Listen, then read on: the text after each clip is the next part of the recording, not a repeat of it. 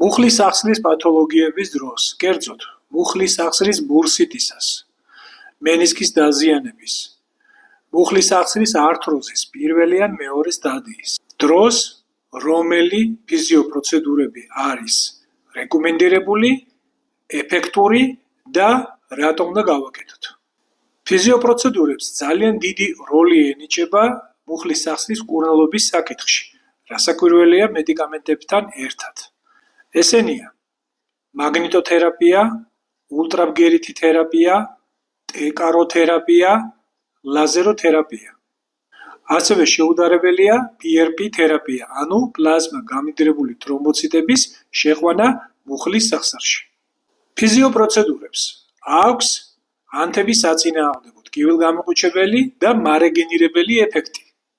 ხოლო PRP თერაპიას გააჩნია ბიოსტიმულაციის ეფექტი, რომელიც შეუდარებელია მენისკის დაზიანებისას და ართროზის პირველი ან მეორე სტადიის მართვისთვის.